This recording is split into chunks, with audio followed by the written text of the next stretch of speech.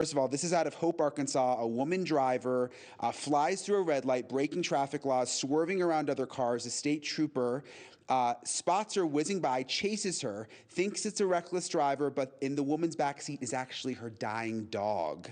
Just hit by a car. The trooper chases the woman all the way to the vet clinic. She's going to the vet clinic, which ends up being closed, and the woman is sobbing and begs the officer for help, but instead gets slapped with handcuffs. This went viral. PETA got involved. There's a whole petition online. Should she have actually been slapped with cuffs when she was racing to the vet? Absolutely. No. No. When someone tells me their dog is dying, that becomes a priority. Then we'll talk about whether she needs to be arrested or not. But in this case, it sounds like she had some justifiable reason why she was speeding. Now, in fairness to the officer, we don't know what she did. We don't know whose lives she endangered by riding recklessly. But when I hear dog dying, that becomes a priority. Yeah, I'm a dog guy, so I feel, but I mean, the trooper could say, right, she was breaking the law. I mean, she was, but that can be handled with an infraction after the fact. You know, she can get a speeding ticket. I'd be in favor of that. But when you see her there with her dog, get her to the vet, like, save the dog, and then deal with, you know, whether she needs to be arrested or not. Yeah, handcuffs. I'm on the side of whoever's on the side of the dog. Period. Yeah. Fully agree. Okay. We're all bench, you'll see. Done. Yes. Yeah. We're all dog lovers, but she absolutely worships dogs. Okay, here we go. Case number 2. Palm Coast, Florida, a hospital nurse with 2 years on the job treated more than 4,000 patients, but there was one problem. Police say she was never officially a nurse.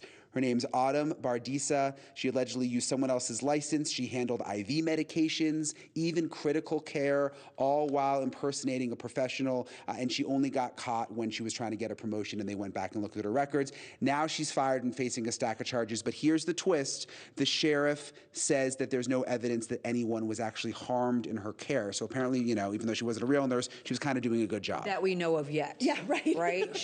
Somebody may sustain some damages later, and we don't know. And so I would, if I were being cared by her, I'd go back to the hospital and say, check me, because I don't know what she may have done to me. But who would know? The hospital needs to be looked at. Who's her? No, she absolutely should get the book thrown at her. Yeah, this is a deterrence case, right? This is all about, we use the law to deter people. We punish people to deter others from doing the same thing. Maybe she injured someone, maybe she didn't, but we have to send a message that you can't do this. Otherwise, other people will do it and hope that if they don't hurt anyone, they can get away with it. It's a good point that the hospital, did they not do the checks initially? No, she stole someone's identity. And I'm glad that she's a good fake nurse, but she's still a fake nurse who stole someone's identity and could have endangered someone's life. That's why we have licensing boards, to make sure that people know what they're doing when they do this. Maybe she was lucky, but you need a license. Yeah, I'd also be curious how they know she didn't hurt anyone. Did nobody in her care get hurt, as Yodit said? I bet an investigation is going to tell us more. I don't understand how they caught that she wasn't a registered nurse because they were about to promote her, but couldn't do that when she was actually applying for the job. Right.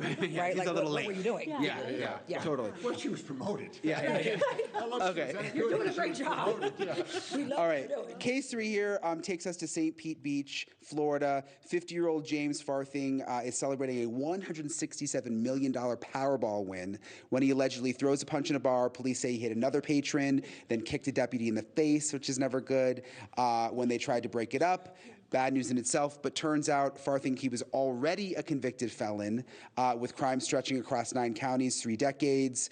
So that bar brawl, a parole violation, now he's facing new charges and the real possibility of going back to prison. What do you think should happen with the winnings?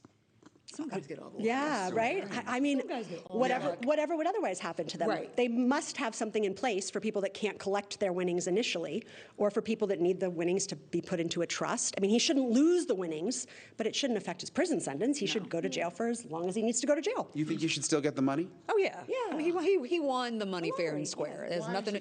I think he's just dumb to go get into a bar brawl after winning the lottery. Yeah, he won all that money and then he's fighting. Why not a little old lady who's been saving up her money every week to buy the... Why some guy who's on parole beating up cops? Why is he the guy who wins this? Allegedly. Crazy. Yeah, allegedly, right? Yeah, you're the criminal defense I'm the old lawyer, criminal. right? Yes, no, I know. But he's on parole. Yeah. That's not an You allegation. can't start taking the lottery winnings away from people if they do something wrong, because it would just open up a whole can of worms. Like, oh, well, you got a traffic ticket afterwards. Now we're going to take it away from you. He gets the winnings if there's a mechanism for that, I think. He'll lose the winnings, though. Of course. Yeah, he doesn't have a good track We know record. that there are stories about that. Yeah. So he's going to be one of those. Thank you for watching. Subscribe below and download our NewsNation app right now on your phone, and you will get fact-based, unbiased news for all Americans.